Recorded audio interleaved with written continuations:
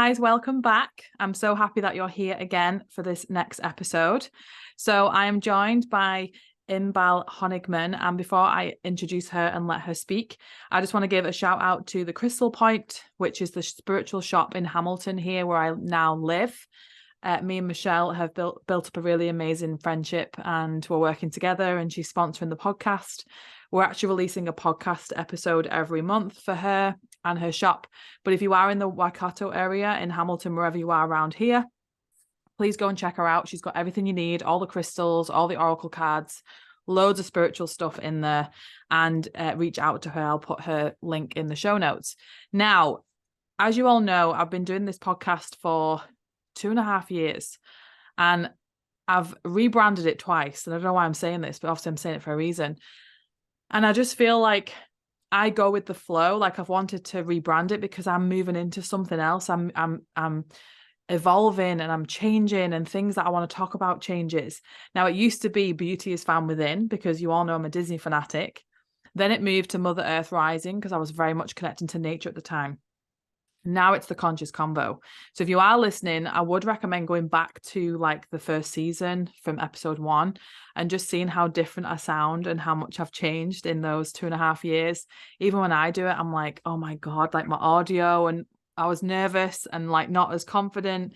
But I think I'm saying this because Inbaal has given me a lot of confidence as well, like especially having readings with Inbaal, and she's so knowledgeable and amazing. So hi, Inbaal.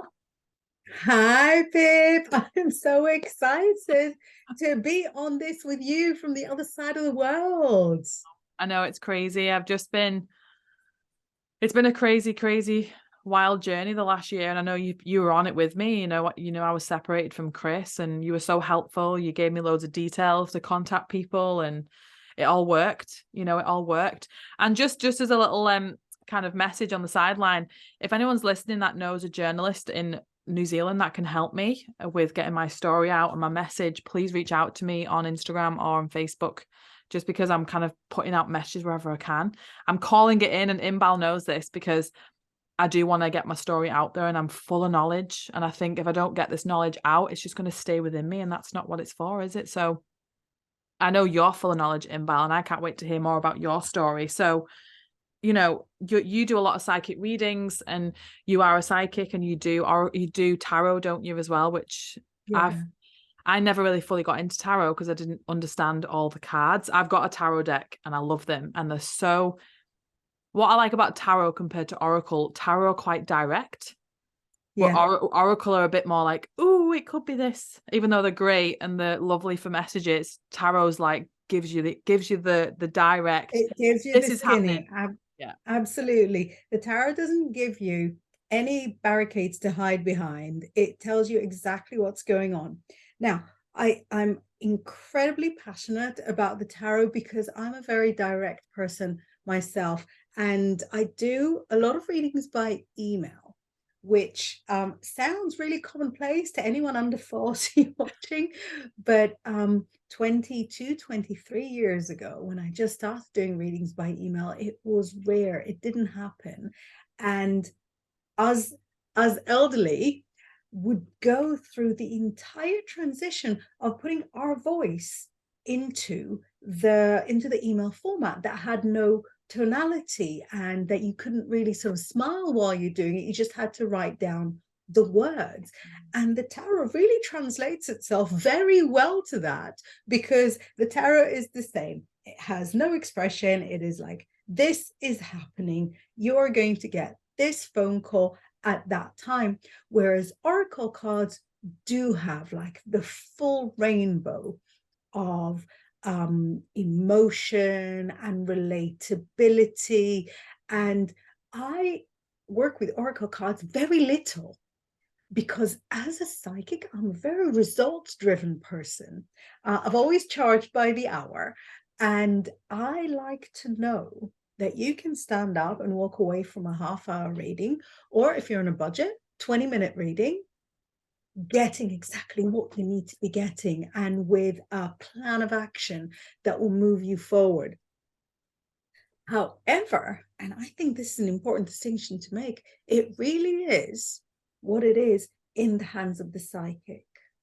Because if you've got the tarot in the hands of a fearful psychic who might give you a kind of message and not fully commit to it, then that's what you'll get. Yeah.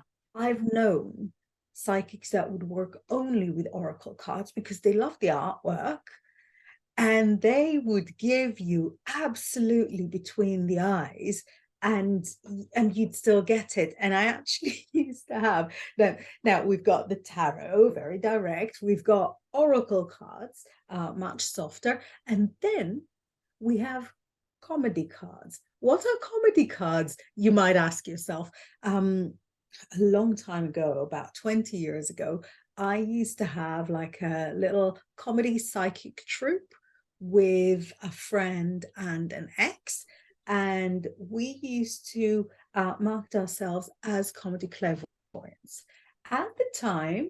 And at that place, it wasn't really as big of a hit as we thought it would be. We thought it would be hilarious, that people would love it. It turns out people were kind of confused. They were like, are they clairvoyants? Are they comedians? But what I used then as a prop, I took the death card, and I took the death card from an old like Swiss deck where it's really sort of a skeleton with a scythe where, you know, no punches are pulled. And I photocopied it and laminated it 13 times. So I had a deck with 13 death cards, and that was my comedy deck. And I would take it on our little comedy clairvoyant Johns and would give readings with it. And they were still absolutely valid readings, because when you're reading it, see, because you're saying, oh, you know, I couldn't really remember all the cards. You don't need to. If you look at the artwork, and if you look at the way that each card relates to the card next to it, you can ascertain so many connections. You'll get words spoken to you, because I know that you, the same as me, you'll just hear the words, and you know, and it'll be obvious to you what the message is. So even with my comedy deck, that was a ridiculous idea and an even more ridiculous execution, that was still enough of a tool to give a full reading. And when you take it even further, that's when you can give a reading from a crystal ball, because there's nothing in the crystal ball. What are you giving a reading from? Well, your psychic is seeing a whole bunch of stuff there. And that's how you can take that skill or that belief and look at somebody's astrological chart and see stuff there that is like in proper astrology, and then go, this is really interesting how this line goes across that line. I feel that means something totally new. Yeah. And that will be right as well, because all the tools are just tools in the hand of the psychic. And so when you call me a psychic, a part of me kind of cringes, because I think, I'm not that good. It's only the cards that are really doing all the heavy lifting. But that is a lie, and that is my issue to work on, because it is in the skill, in the ability, and I think more than anything, in the passion for people, in the passion for transformation. And again, I know that's something I share with you, because you love transforming people as well.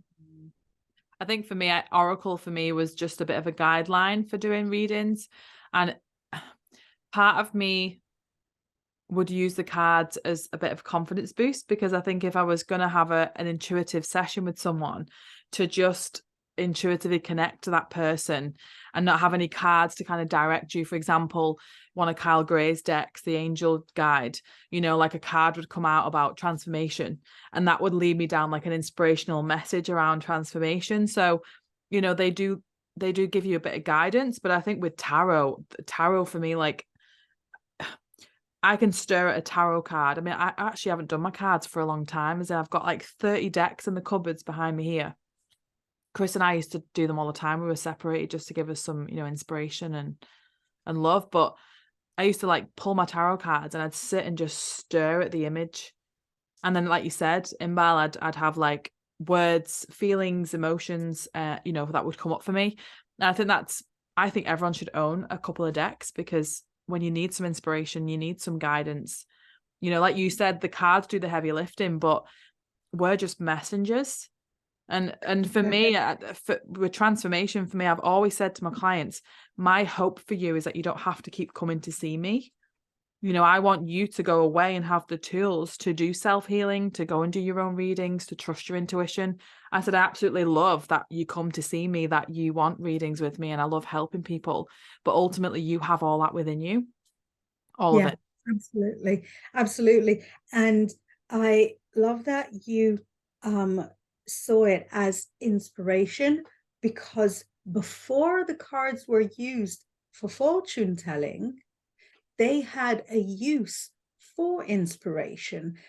When the first deck of tarot was created from an Italian game called Tarocchi, an ornate deck was created to commemorate the marriage of two Roman families, and those decks of tarot were used to inspire the court poets. So if they would write a poem for the lady of the court and then would get writer's block, or would be stuck on what the next thing is that they could say, they would pull a card to help them out of that writer's block.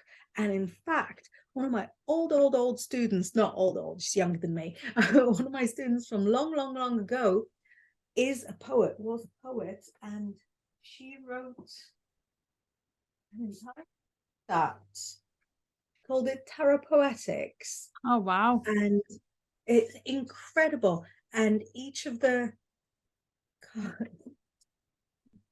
is the letter from 2010, when she had it published. Each of the poems is based on a card, on a collection of cards.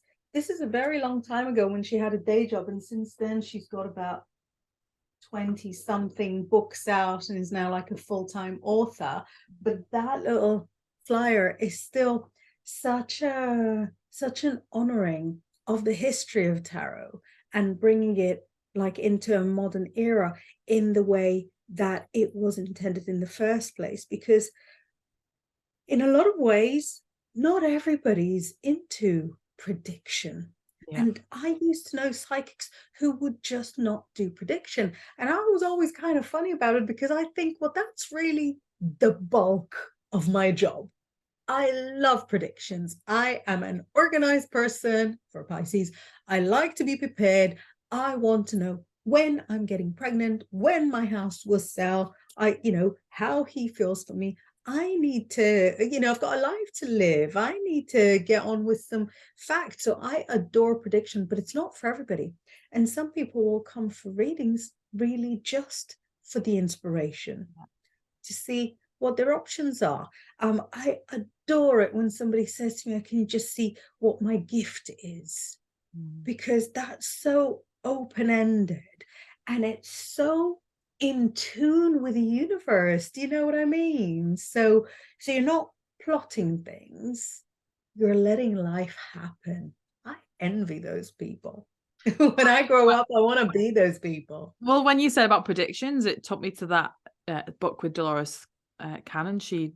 Nostradamus, he made those predictions, didn't he, back in the day? And tarot's been around for what, over 1,000 years? A little under 1,000 years for tarot. Yeah. Almost 800, but different methods of prediction. Sorry, because you said Nostradamus, and I'm thinking, I've got a do I have Nostradamus book it as here? well, yeah. Yeah, I think I have a copy, but like in Hebrew. There we go.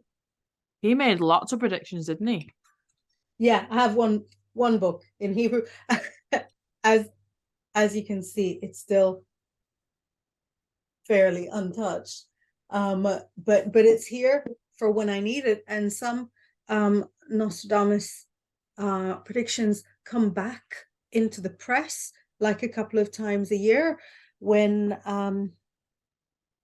there was all sorts of news from the royal family. There were Nostradamus predictions quoted in the British media, and when the unrest started in Russia and Ukraine, there were predictions from Nostradamus quoted in the media. So I think even the most skeptic part of society, the press, will still sort of give a time of day to anything that's, you know, established enough, anything perhaps that is male enough. I wonder if Nostradamus was actually Nostradamus, if she'd have got as much as many column inches. Yeah, because that's what Dolores did. I think she was channeling him, or she was downloading messages from him. And it just, obviously I've not read a lot of his work, but I do know that he did a lot of predictions and a lot of them have come true. I think it mentioned before the pandemic, he actually predicted COVID would happen and things like that.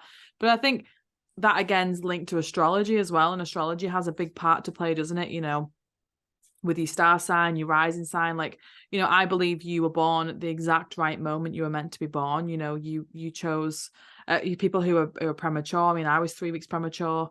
You know, I should have been a Scorpio baby, but I wasn't. I was a Libra. I think I should have been Scorpio. I was 30th of September and I was 3 weeks early, so I still might have been Libra actually. Maybe.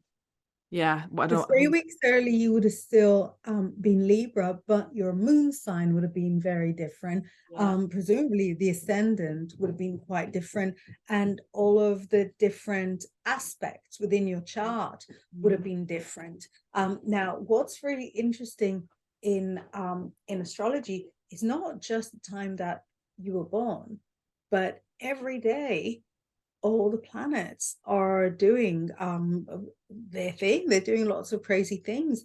And so predictions for upheaval and for world events can be fairly accurately pinpointed using astrology. And 200 years ago, only 200 years ago, if you were a doctor, if you were a physician, you had to study astrology and you had to have good knowledge of astrology in order to diagnose someone, because what we think of as the four elements, earth, air, fire, and water, was also applied to medical terms. They were called the four humors. I'm not even going to pretend I know all of them, but it was I know that one of them was called phlegmatic because for some reason I find it a hilarious word. But there were people that were more fiery and would have more fiery medical complaints. That was like around the stomach. And there were people that were watery, and watery would be more emotional complaints, airy, and so on, earthy.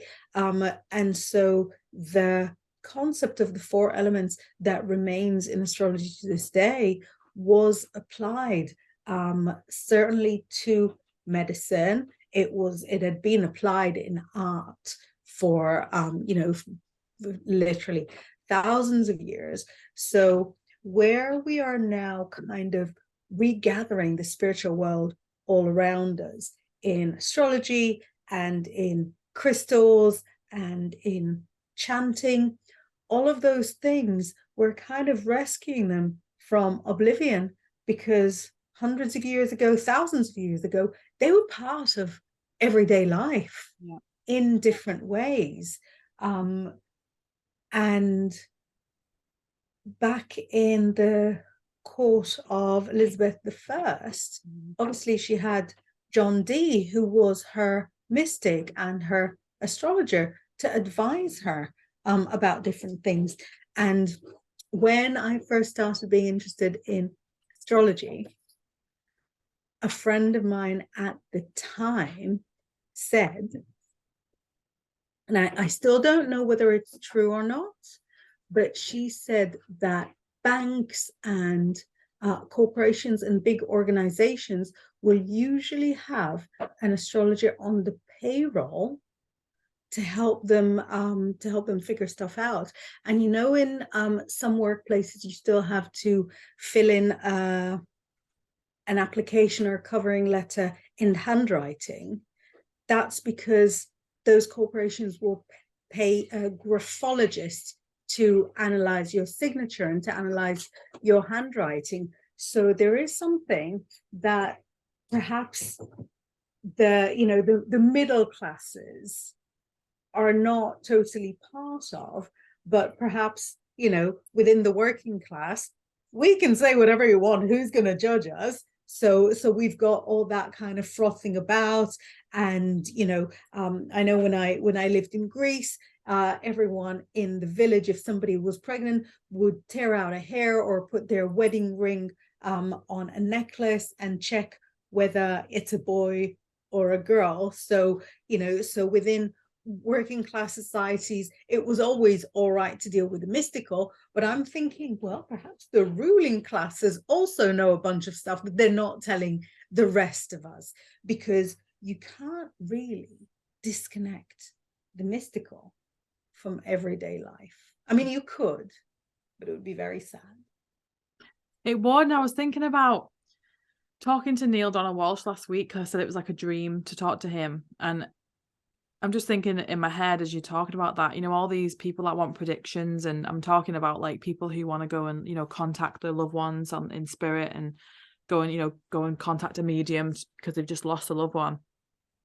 But talking about predictions and, go into a psychic to get predictions. And for me, I think sometimes I'm like, can we let life be a surprise? Can we just let life be as it's meant to be? Like I love having readings. Like I love having predictions, because it just gets me excited and it keeps me going and it just gives me a lot of joy. But I think there's an element of, do it from a place of that. I do it from a place of joy, not a place of like, I need to know because I'm in anxiety and I it's, I think exactly. Like they say, don't be an emergency meditate, don't go to rock bottom and have to sort your life out. You should still be meditating. So I get readings when things are going great for me, I think it's true for literally anything in life. If you approach anything from a place of fear, the universe will bring fear back to you. If you approach anything from a place of joy, then joy will be reflected back to you. Now, I've got 4 living children, 4 sleeping children, touch wood, but it was quite the journey to have them. And I experienced a lot of miscarriages and a lot of false starts. And at that time, I was having lots of readings that supported me.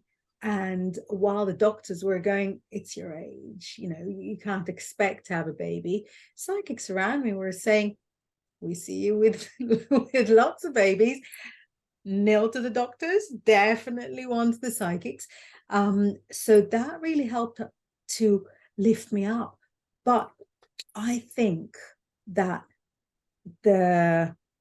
whatever it is, the driving force behind psychic ability or behind readings, if it's God to some people, the universe to some other people, I personally believe that the tarot has its own intelligence that is independent and works by itself.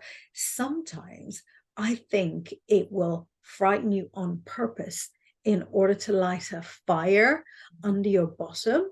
And I'll use that as an example, not for a reading I gave, but for a reading I received, because I think it's very different to observe the world as a recipient to, to as a working psychic. And it was about this time last year. There were 2 things going on. My youngest son didn't get accepted to the same school as my other children, and so was toddling by himself, 4 years old, toddling by himself to a different school, not understanding why he didn't go to the same school. And I fought it and fought it and fought it. Spoiler alert, I won, but it took a year. So that was going on. That was devastating. It put me in a state of depression. And as you can imagine, when you're in a state of depression, you're doing this work, your entire world sort of works on two different levels. And also, I had a job interview for like a one-off job, but I really wanted it. Anyway, I was handling the school situation, I think, all right. But when that job came that I really wanted, I was like, no, this is too much. My brain can't handle it. And I went to a friend of mine who I trust a lot. and asked for a reading, but it was like a blind reading. I didn't tell him what the question was about. I just sort of asked for the answers. One question about the situation with L. Yeah, so that's all he knew. So that was the initial. And one question, just tell me about the situation with D. D was the company that I interviewed with. And about the situation with L, he said, you just have to get used to this is how it is. And that was the exact thing I needed to not hear, because that made me sort of go fighting. And I was sitting there scribbling, thinking, what can I do? What can I do? How can I work this situation in my advantage? Because what he told me, I was not having. And I think thanks to that reading, that got me. I don't want to make it sort of too boring and complicated, but I ended up launching an investigation within the school in order to increment the school so that the school will demonstrate to their superiors they were doing nothing in their power to make it easier for the child. So that reading created a chain of events for me where I was going for it like you know, Boo Boo the Barbarian. I was taking no prisoners. So that was one thing. So what he said ended up not being true, but only in the context that I wasn't accepting it to be true. And the situation with the production company. So I interviewed for a job that I thought I was just underqualified for. I can tell you now that it was for one of Jack Osborne's paranormal shows. Yeah. Where they just wanted somebody to come and inspect a space. I didn't even know it was Jack Osborne. I just knew it was a paranormal TV show. And I really wanted to do it, but I don't think myself as particularly gifted in that specific field. So I'd had the interview. I asked my friend to give me a little reading, how it's going to go with that production company D. And again, he said, you haven't got it. And I thought, you know, I can live with that. So I sent a beautiful email to the person that interviewed me, just thanking them for not laughing me out of the room and saying, thank you so much for giving me a chance to try and impress you. I'm sure whoever you pick will be amazing.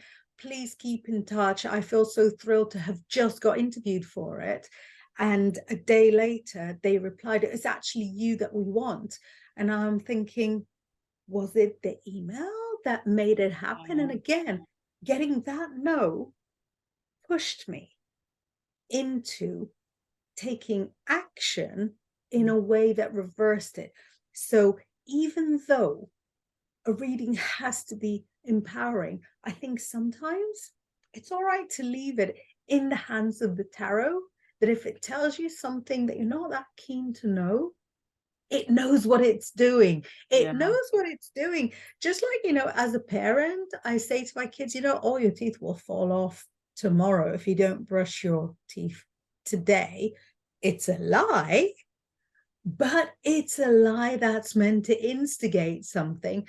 I think the tarot has the intelligence to sometimes play with you a little bit like that, to just motivate you to get the best out of you. So it was a really complicated story, and I think it it's makes sense because it's pushing down the path to help you move forward. So like, you know, I try and take the path of least resistance, and I think that sometimes when we have readings, we want to try and control everything. And I think when we have readings and we get a disappointing answer, say, sometimes I always don't take that as final. Like you said, you know, you can come away from a reading and the person hasn't told you exactly what you wanted to hear, but it was what you were meant to hear, and it does propel you in the right direction. So it, like you said, it's doing its job. It's not all meant to be like positive and happy, you know, it's meant to push you out for action taking. And then, you know, and I think the opposite is also really the case, that if you expect a reading to be really glum and it ends up giving you the most incredible message. It's such a high. I used to run face-to-face tarot courses, remember the before times, and I had lots of students in London, and I had a course of 4 people and a course of 14 people, and each one would have its own dynamic. And big or small, at the end of each course, the last half hour was dividing them to do readings for each other. And if they didn't divide correctly, I would take the best students to do a reading for me. So if you're watching it and you got to do my reading on the final lesson, that's why. And if you didn't, you're probably second place. And this girl, who later on became a very close friend, in one of the courses, she was pulling the reading for me. And what she didn't know is that the person I used to run the courses with was my partner, because by the time her course started, we'd already split up, but we were still running our courses together. And she said she was very neutral faced. And she said, I can see that there is somebody that loves you very much, but you're not together anymore. And he was listening, and I was like, and she says to me, he watches over you, in a way that was definitely creepy. Yeah. And only after she finished saying that and left, and the reading was unbelievable, it transpired that the previous night, when me and him visited another friend in another city, and I left early and I waited for the bus, he also left, unbeknownst to me. He was a little further down the road and making sure that I'd got on the bus. So he was watching over me in exactly the way that she described. That she didn't know. I told her like years later, she didn't know for years. But I was really expecting the reading to be very glum. I'd just been through a breakup. I thought it would be very, very sad. And that message, and the way that she delivered it, and this is somebody who'd only been reading tarot 6 weeks, the way that she delivered it was so uplifting, so empowering, and so accurate. It's the accuracy. We're not going to how accurate the tarot is, and how insanely it'll specify people, places, job descriptions, companies, dates, hair color, food items. It's mind-blowing. Yeah, I'm actually drawn to pull out my deck and shuffle them, and I want to see what I feel, because I've got this deck. Oh, it's wonderful. I love the Lightseers, because it's just the artwork for me. I was like, because I was going to get the Rider-Waite ones, and I just like, if anyone's seen them, like, they're just absolutely like, they're just beautiful, so sensitive. So I've not held these for a while, so it's weird, because it's like I feel them and like, oh. So if I shuffle them and whatever one comes out, I'm going to look at it and I'll see what I sense, because I don't read tarot for people, like I never have. I've always used Oracle, and I always felt like I needed to be trained in tarot to be a tarot reader. And it's like the same as Oracle. You just need to be able to look at the cards, trust the intuition as you're coming through, and like you said, the picture gives a lot. Oh, 2 fell out. Okay. I'm being tested twice. Okay. So let me just look at these.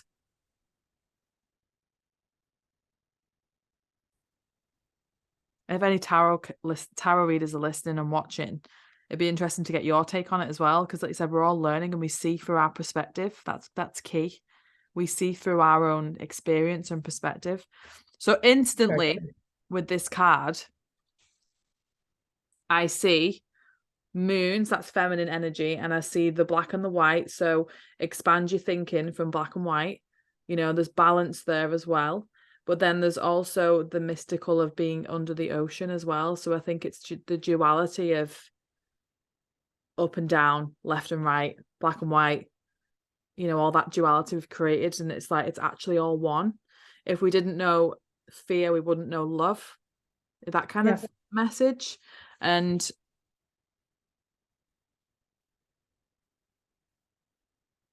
I love how there's like little sneaky infinity symbols on the shoreline here. So what would you say when you saw that, Inbal? Right, so it's presumably the moon.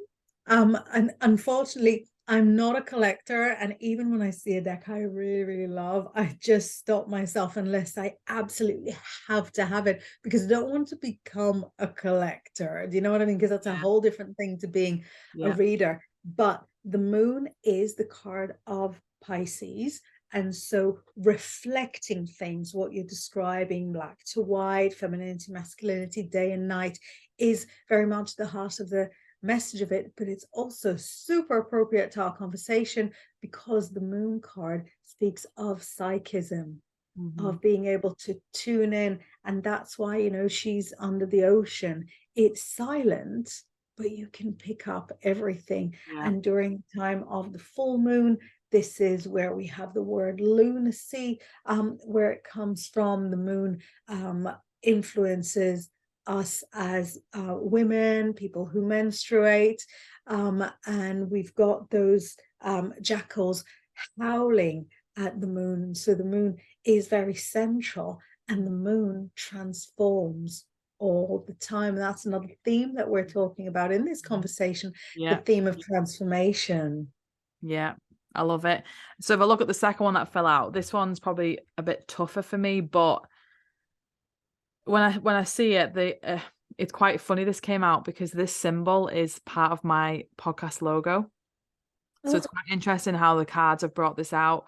Now, the symbols in the four corners, I mean, you'll see this differently because you're used to reading this, but I just feel like this card is everything. Like, I feel like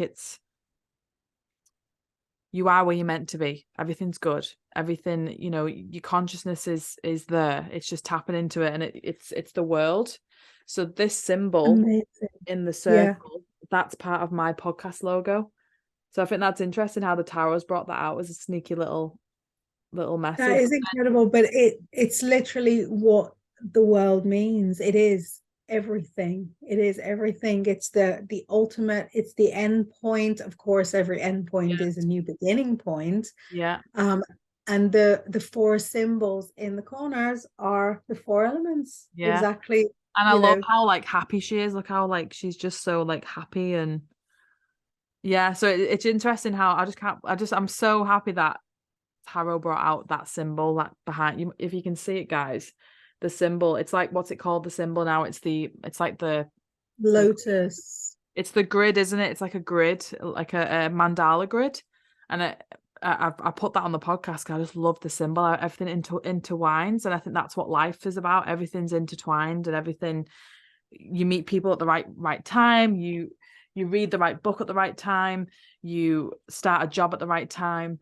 And I think that's what that. So I think, yeah, I could read tarot for people. I think, and even when you get the cards that have like more of a darker message.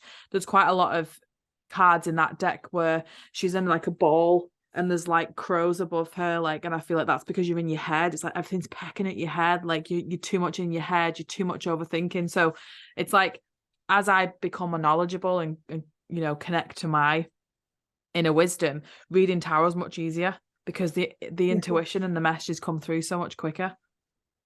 Exactly, because the tarot is a system in the one way, but on the other hand, tarot is an antenna that allows you to channel your own inner knowledge. And if the tarot was only a system, then computerized tarot readings would be a thing, and they absolutely are not.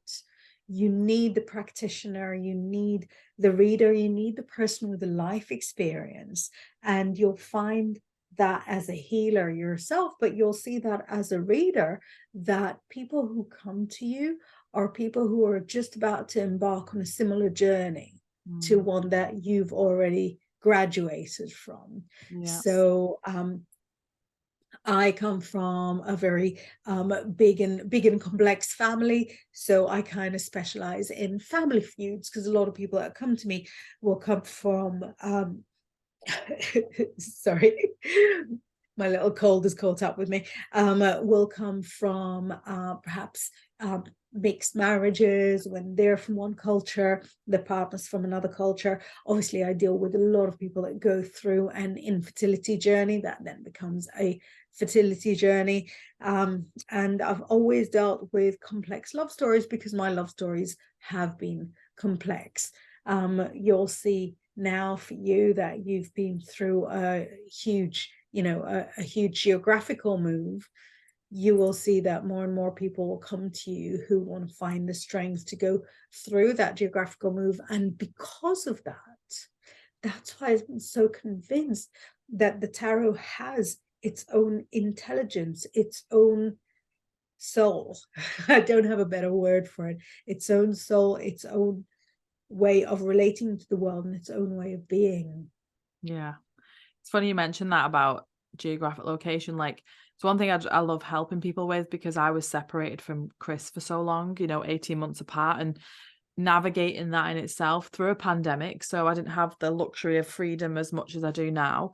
So having a long distance relationship, which was out of our control, the added pressure of he couldn't leave, I couldn't leave, and I think what we endured and what we overcame is like such a huge thing for us to teach and help people with, because I was just chatting to a lady this morning about it, and she wants to bring me on her podcast to talk about the separation, and even going into the intimacy around separation, physical separation, when I love touchy-feely, I love hugging, I love kissing, I love just being with my person. And it's interesting because you don't forget, but because it's happened now and we've just got married and things are great, moving back into how that was as Pip in that time. When I think back to 2 years ago, when we were separated for 18 months, like, that's not exactly a short amount of time, it's a long time. And just to overcome that and what we learned as a couple through that, I think there's so much that Chris and I can help people with, in long distance relationships, in relationships in general. How do we keep a relationship alive for 18 months on the opposite sides of the world, where some people can't even keep their relationships alive where they live in the same house? So it's that duality again of how we make it work. And it's a big topic for me. Yeah. I love talking about it. Yeah. And also, as a reader, I find that, sometimes the messages that I refuse to listen to from the universe will come to me through my clients. So if there is something that I refuse to accept, I'll have a client that will have a similar problem to it, and I'll think, oh, that's an interesting coincidence, and then two more on the same day, and and then I'll be like, okay, guys, I am now listening, because the universe will communicate stuff to you one way or another. It doesn't matter how interested you are. Well, yeah, and I find that when you do readings for people, there is that similar, they're going through similar things.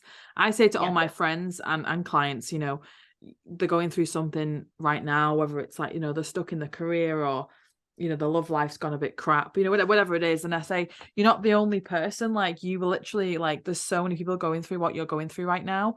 And it's the similar messages that come up for people. And I think if people could realize that we're all actually going through the same stuff, just in our own way, and how, especially how we've been brought up, our dynamic, our family life, our friends. Like, if I go through something difficult, which I've not had anything majorly difficult apart from missing family. I don't have family around me apart from Chris and my two stepsons. You're just apart from your person for 18 months. How can you even say, do your ears hear you going, I haven't been through anything particularly difficult?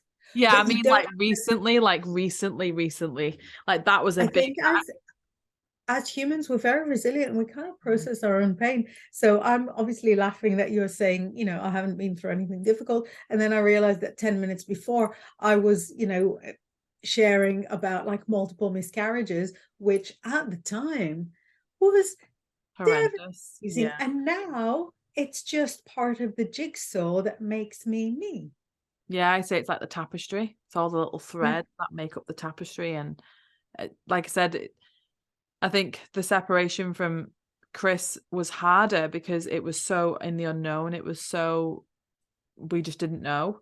And I actually I actually got this message through a while ago. It was when we were still separated. You know, losing a loved one is easier for me. It was easier for me to lose my granddad in the sense of, not because it was that I was comparing them, but being separated from Chris, I lost my granddad in the August. Didn't have Chris to console me, to comfort me, to, you know, to love me in a physical sense. But I actually sat in contemplation weeks after my granddad had passed. And I thought, losing someone is like, it's closure. It's nothing you can do about it. It's a physical thing. He's transformed into spirit, where being away from Chris was a total different scenario. It was totally different. It was an unknown. It was a when, why, how. So it helped me to surrender. It helped me to, you know, surrender was a huge thing for me, being away from Chris, not knowing when the borders were going to open, not knowing when we'd see each other again, if our relationship would make it. It was so, just the anxiety I had most days of just waking up, being like another day without him, waking up to like he was 13 hours ahead, sometimes 11, depending on the time of year. And, you know, just reflecting on it. I think that's what I need to do. I need to reflect more on it, I think, because it's been such a whirlwind the last, you know, 10 months of moving here, getting married, family have visited. Is just, I think now it's reflection. Like I've got a bit of the wedding blues, as we mentioned. And I think it's like, I think my soul wants to reflect on, God, how far you've come, and give yourself that pat on the back, you know? Yeah, and that's your moon card that you pulled for yourself. Yeah. Reflecting. Yeah. Yeah. I've just actually noticed the time. Like we honestly, when we talk, it goes like so quick. I remember when we had the reading, I was like, oh my God, the hour, it's just like gone so quick. Yeah. Is there, Yeah, it is there does. anything It else that does. you want to share that's been coming up for you with our chat, or do you think it's kind of like, I think there's never like an end point to any conversation. We could sit and talk until it is nighttime over there and morning time here, and we still won't finish, because the topic that we're looking into is infinite. It is endless. But if anyone feels moved to have a conversation, I'm a very easy person to find online. So just use, I'm sure people will furnish you with the links if you spell my name correctly. And watch out for imposters. You should be able to find me quite easily.